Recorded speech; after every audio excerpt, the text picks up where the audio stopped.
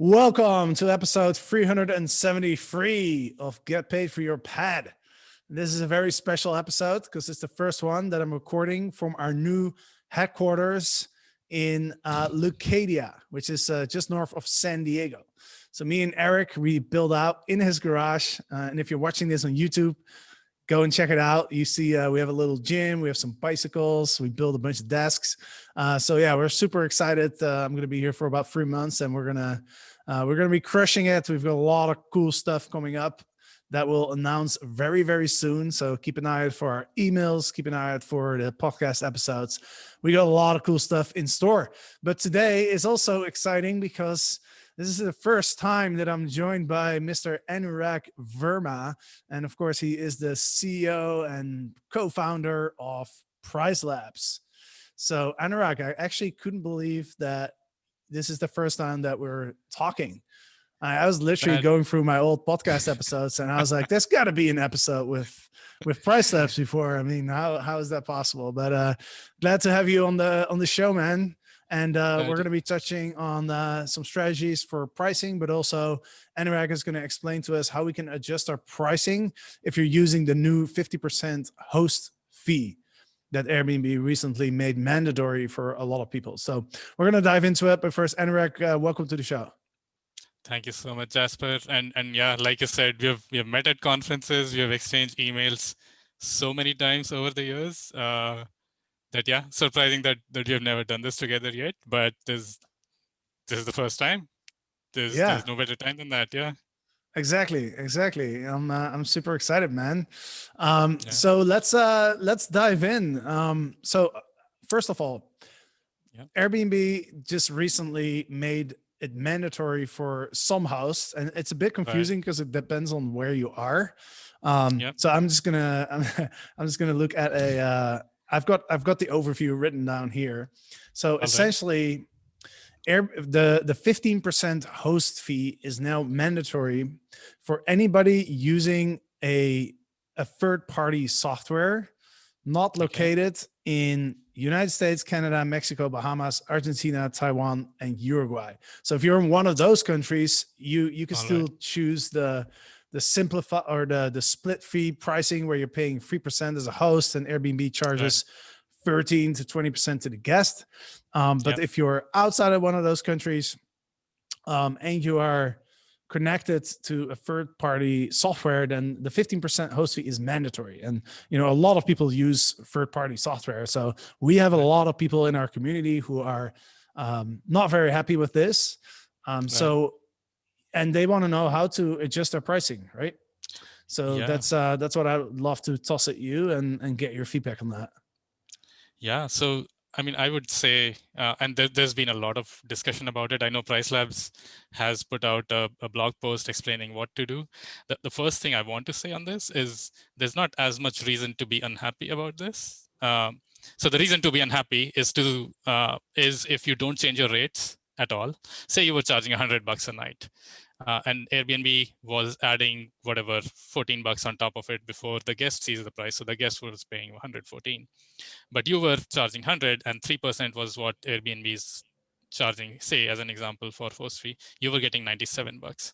Now, if you don't change your price at all and leave it at $100, now instead of getting 97, you're going to get 85, which is something to be unhappy about, right? But it's very simple in some ways to undo this by just raising your rates by an appropriate amount so that your payout eventually would be the same. Now, of course, there is a small reason to be unhappy about this because some people are going to forget that they have to raise rates. They will become much cheaper than other properties in the area and probably will get more bookings. And at some point they'll realize that, hey, I need to bump up my rates. And till that point comes, you might be not as competitive as at least on the price as the people who forget. But in the long run, hopefully this will settle back down into, everybody has raised their rates to account for this change, and then things are back to normal. And hopefully this is simpler for everybody. And I think part of the reason Airbnb might be doing this is just because other OTAs have been doing, like other OTAs, like I think Booking.com does not charge anything on the guest side. Everything is a host fee. So just probably getting to an industry standard in some ways is probably the goal, and hopefully we'll get there, and this is not too much of an inconvenience to anybody. So yeah, maybe in the short run there's a reason to be unhappy, but in the long run, hopefully things will be the same. One thing I do want to add when you're adjusting your rates to that is go through that math carefully. If Airbnb is adding a 15% fee, that doesn't mean that you should increase your rates by 15%, because it's going from 3% to 15%. It also doesn't mean that you should raise it by 12%. Like, the math is a little different. I think the last time we did it, if my memory serves right, you need to like increase your prices by 14 point something% to get back to exactly what you used to be if the numbers were 3% and 15%. Yeah, that's right. You make some good points. Number one, it's in the end of the day, it's all about what does the guest pay and what do you receive as a host. And if you adjust your prices accordingly, just like you mentioned, then nothing really changes. But I will say one thing, and some of my students brought this up on our call last week, actually, was that, you know, if you are in a country where if you're using a third party algorithm, you are forced to use the 15% host fee. If your competition is not using a third-party software, they then on Airbnb, if you adjust your prices. So, for example, if I set my prices at like 114 versus before I price it at 100, if my competitors are also at 100, then now I'm looking, I'm looking more expensive to the guests. Right, because that rate, that 114 is now going to show up in the search snippets.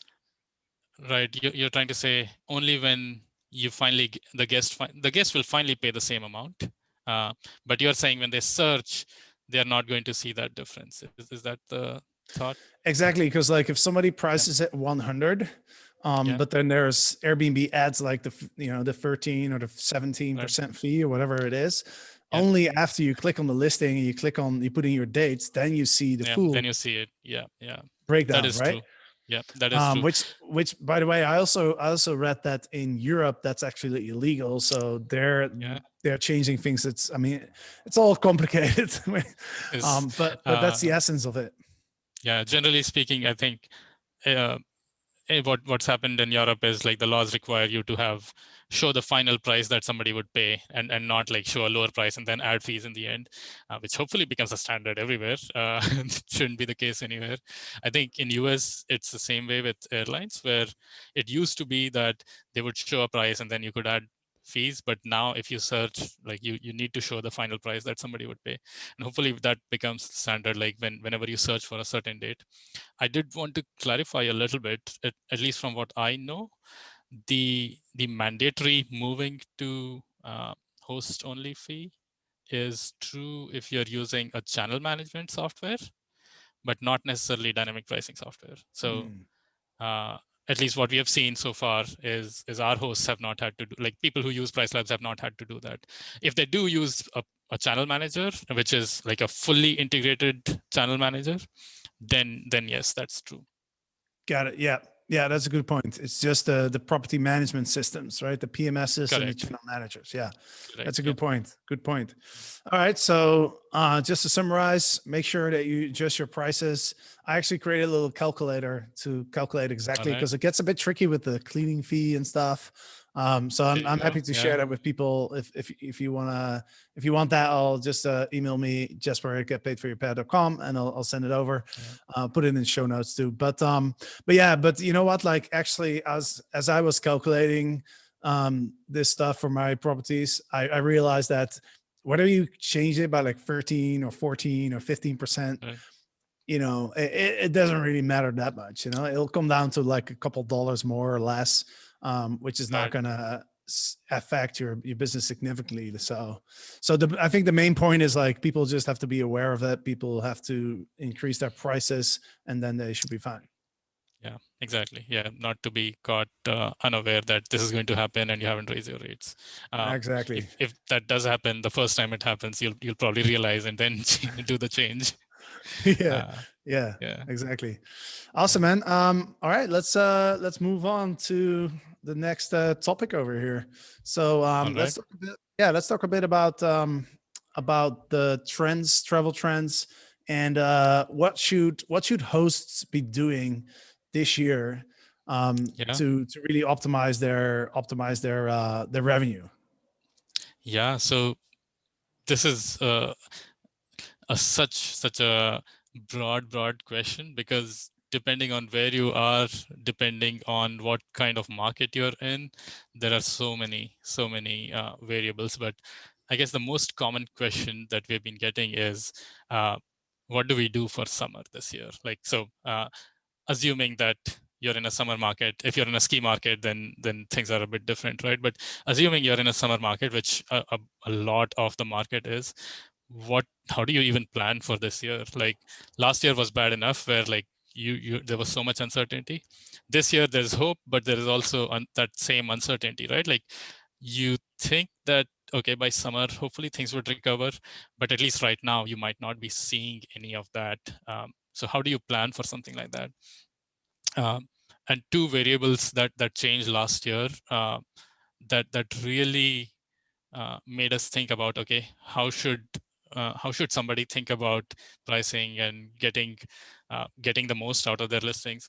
One was length of stays. Like, I think we have both seen data where length of stays just shot through the roof. Like, they doubled in a lot of locations, because those short bookings of 1 night, 2 night, 3 nights just weren't happening as much, and a lot more people were booking these longer stays of like 7-10 nights, or even longer sometimes. And then the second was the lead time. Like, lead time is how far out does somebody book, and in normal times it used to be a slow, gradual increase. Like, as you get closer, like 3 months out, not even 3 months out, like 6 months out, 5 months out, there was a slow buildup of bookings. Now, like 6 months out, 5 months out, nothing, crickets. Like, in a lot of places, nothing happens, because people are like, why should I plan for something 5 months out? I don't even know if I'll be able to go. And then towards the end, this is what we saw happen last year. Like, there were places where eventually in the last 2-3 weeks, there was such a rush of bookings, especially if you're not in a city, you're like outside the city in a more remote area. In some cases, it overshadowed previous years in terms of how much revenue you got. But even then, even though you were making more, it was still hard to plan, because a month out, things were still looking bad, and then suddenly they would rush in. And something like that seems to be happening again this year. That same uncertainty is there. So generally, our thought has been, okay, if you're in a place uh, where there is like that summer demand and you are not in a big city, then let's start with raising your rates a little bit for the summer. Like, this far out, you don't want to be caught unaware when somebody starts booking all of a sudden. And then monitor very closely. You can look at all kinds of market data to figure out, have people started booking for summer yet? And if people have started booking and you're not getting bookings, that's when you start playing with your rates and say, okay, let's reduce your rates, because I'm not seeing some of these bookings that people have started booking. What you don't want to happen is market to book, like 50% of the bookings in the market come up and you're still sitting empty. So don't raise that much. It's a fine balance. If you're using any dynamic pricing software, it probably already is accounted for. And even if it's not accounted for, it's something you should monitor and change. You can adjust your strategies and rates a bit to account for this. If you're not using software, even then, this is like very easy to do in some ways. You can look at your own market. You can look at your own data. And then there are plenty of data providers in the market where you can look at some sense of, okay, here's what the market's doing, here's what's happening with my properties. If you see that, yeah, it looks like people have started booking for summer, but my property is sitting empty, maybe there is an opportunity to do something about it, right? Like, it's because of the unpredictability, it's become a monitoring game. You can't just keep following what you used to follow anymore in some ways. Same thing with Yeah, hundred the percent. Yeah, I'm seeing that. I'm seeing that my properties as well. I actually just sent out an email today to my list, and if you're not on the list, like, you sign up at getpaidforyourpad.com. But yeah, I was looking at my property in Colombia, and it's funny, man. Like, the bookings are just coming in so random and so last yeah minute that yeah exactly as you said. oftentimes I look at my calendar, I'm like, wow, I have like hardly any bookings, and Yeah. then suddenly last minute it just books up. So it's really interesting to see, but what I'm doing right now to try and really fill up my calendar, because my property in Colombia, like tourism, is down like Yeah. to like 25% of what it was, and Yeah. I'm really dependent on international travelers. Yeah. But actually, January and February, I've been able to stay at around like 80% occupancy. And Oh, the way that what I'm doing right now is like I've lowered my prices a little bit, but not so yeah. much. Like you don't want to panic if you don't have Yeah. any bookings and 2-3 weeks out, because people just Yeah. randomly book now, right? Yeah. So I've lowered them somewhat, but not by too much. And then Yeah. what I do is I'm really actively hitting up my guests who have booked if they want to stay longer or if they want to Yeah. come earlier. We're hitting up our past guests as well. Everybody who Yeah. stays, we give them a discount code that they can share with their personal networks and stuff. So Yeah. by doing that, it's been actually January and February has been are really good months for me. Yeah. But I had to really actively go in there and hustle for it, and not like panic and just drop the prices by half or something. Absolutely. And that also, like, a lot of people have this habit of looking at your future looking calendar and saying it's sitting empty, like what do I do? But you should also look at your past month and see, like, did it get booked last minute, and did it get booked well enough? If both these things happen, then maybe there's not as much reason to panic when the future calendar is sitting somewhat empty, right? So Yeah, um, yeah, exactly. Like I have 0 bookings for March, yeah. which 6 months ago or a year ago I'd be Yeah. concerned. I'd be like, damn, Yeah. it's like we're like 2 or 3 weeks out. I haven't had any bookings Yeah. yet, but now I'm not concerned at all because I just see them coming in so last minute. Yeah. Are you seeing, Jasper, longer bookings, or are you the length of stay has stayed the same? No, it's definitely longer. But also Okay. what I see is a lot of my guests, they extend. We let them know like, Yeah. hey, there's some, we have another Yeah. 4 days available Yeah. after you check out. Let us know if you want to stay. And Yeah. a lot of times they do that. I actually had one guest who extended their stay 3 times, which was Which pretty which fun. which makes sense, right? Like, a lot of people are not traveling internationally; they're probably driving to your place. They don't have a ticket booked to fly back or anything. They can extend and go back later unless they have, like, yeah. Yeah, that's a really Yeah. good point. People Yeah. are really flexible, right? Because they're working from Yeah. home or they're working Yeah. from your Airbnb. Number Yeah. two, they're either driving or if they're flying, airlines now Yeah. allow uh, That's ticket true. changes with zero Yeah. cost, right? Yeah. So people can even change their flights without having to That pay anything is extra. true. I forgot about that one. Like, the airline industry has changed as well.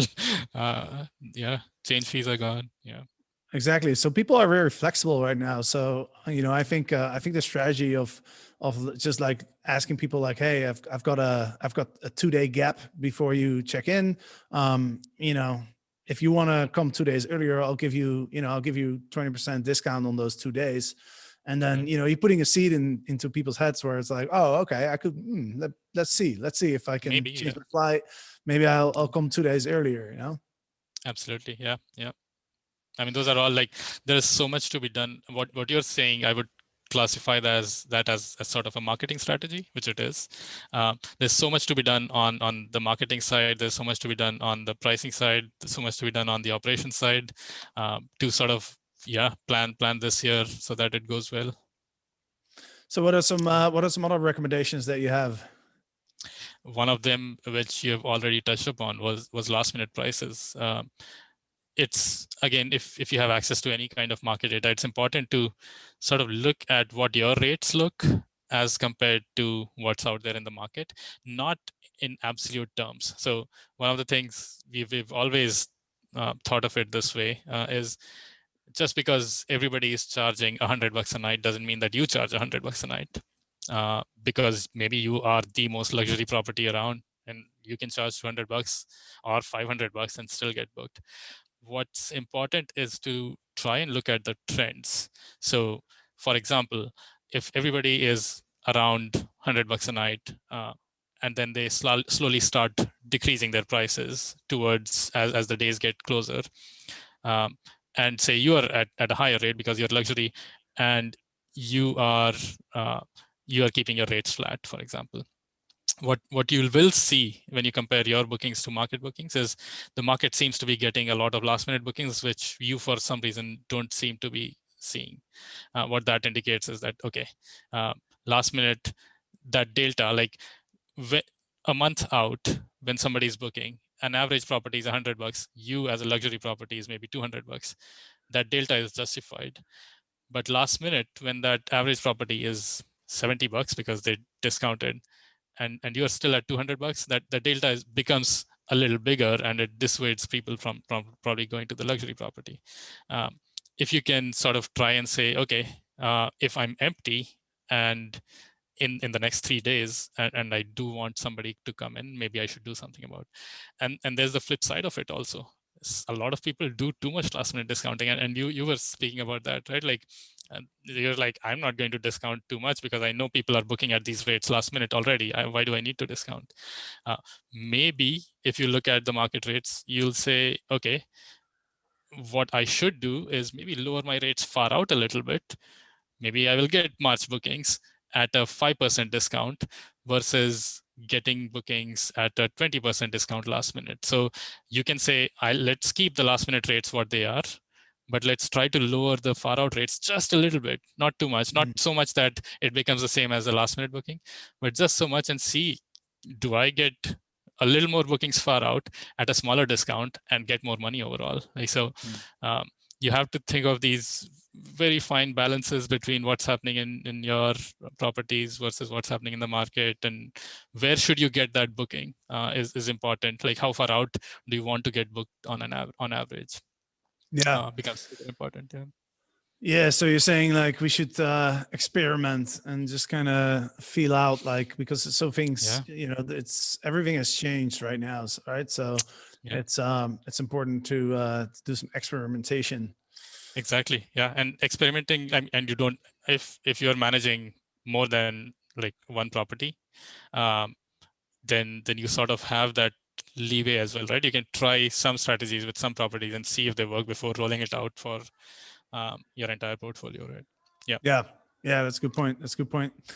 So you mentioned market data. I know that's really important right now, because in order to understand how to make these adjustments, we have to understand, like, what is the market doing, right? Are other people getting booked right now? Or, am I the only one who has an empty calendar for next month?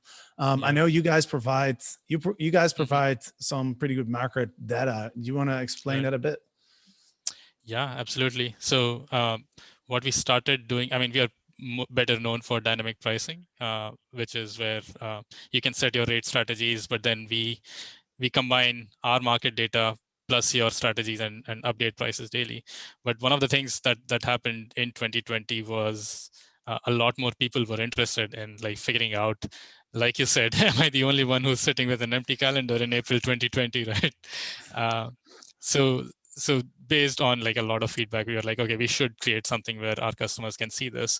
And it's been really useful to, one, not just look at what kind, like whether other people are lowering their rates or not, whether other people are getting booked or not, but also really to figure out what kind of bookings these are. So as an example, like today, you can go on Airbnb or booking.com or Vrbo, and you can look at your neighborhood. And even if you don't want to use any data provider, you can go search for small, like look up a 4-night band and say, okay, starting from today, if I want to get a 4-night booking, how many options show up? In 2 weeks time, if I do the same search, how many options show up? And in 5 weeks time, if I do it, what generally happens is the farther out it is, the more options will show up, which seems normal because a lot of people are booking last minute. So that gives you some sense of, okay, are other people getting booked or not? Because if nobody was getting booked, you will see a stand, like every search will give you the same amount of properties in the search, right? So now if you found that, yeah, people are getting booked, it's also helpful to know, and that's the part that's not easy to get in general, is how long are these bookings, for example. So what we do essentially is we look at all the Airbnb properties around the world every day, or every couple of days, and then go say, okay, these 3 dates used to be available, and then now they are not available. It's quite likely that a 3-night booking got made there, or these 18 nights suddenly became unavailable. So we record like what was the last price that was there before it got booked, became unavailable. We try to remove anything that looks like a block. Like, so in some places, for example, Airbnb might have put that, okay, nobody can book here anymore. So you need to say, okay, that's not really a booking, that's just Airbnb doing its thing, right? Or there are times when like people do like long maintenance blocks because they're like, hey, I'll take my property off market and do a long-term rental, and we don't want to count that as a booking. So we do all of this and then try to create, instead of you having to go do that search, you can put in an address, you can put in a radius, and we tell you, okay, there are these many properties in this area. If over the last few weeks, this is what the booking trends have been. So for example, if booking starts picking up, it will show you, and we'll send you an email every week to say, compared to previous week, this week bookings increased by 12%, for example. So you know, okay, something is happening in my market or beginning to change in my market. And you can see length of stay trends to say, okay, in a lot of markets, for example, a lot of long bookings are coming in. So, and if you're not taking longer bookings for whatever reason, or if you're not setting prices correctly for longer bookings, you can say, okay, I'm 30% occupied right now. Maybe I should consider, like, if you can get a month-long booking at a 50% discount, which sounds really big, it actually makes you more money than getting short bookings, fill up 30% of the days at the full price.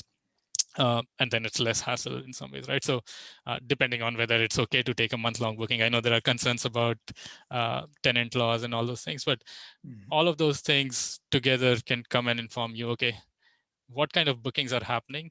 Am I getting those bookings?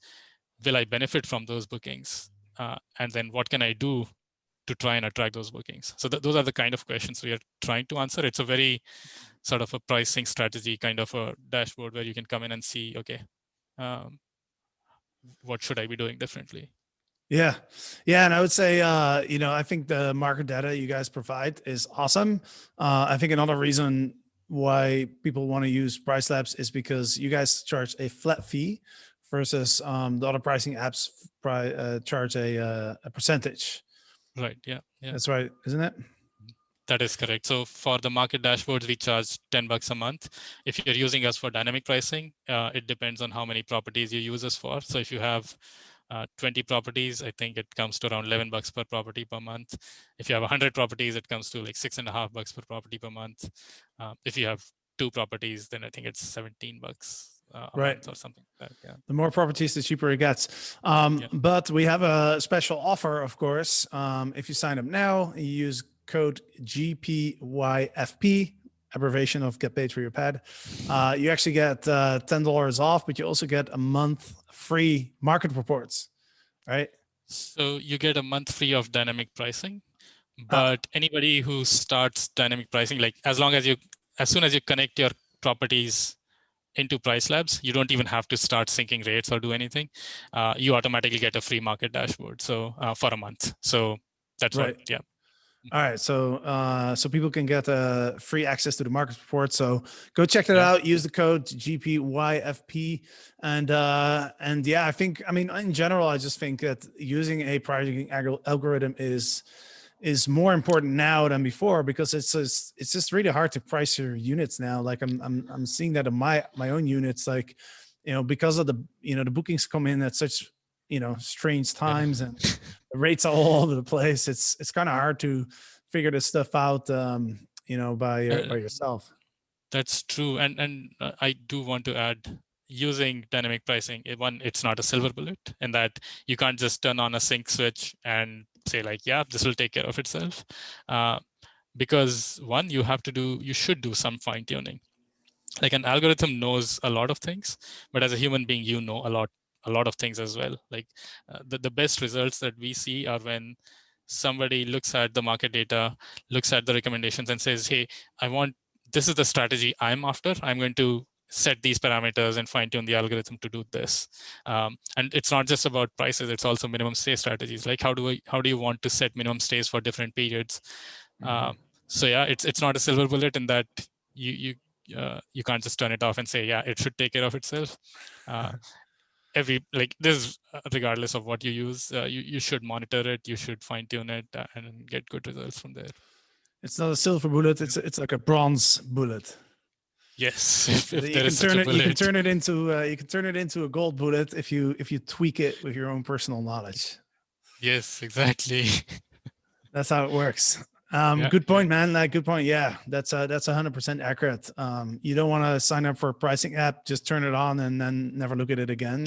Exactly. You want to use your brain and use the computer and combine those two, and that's how you maximize stuff.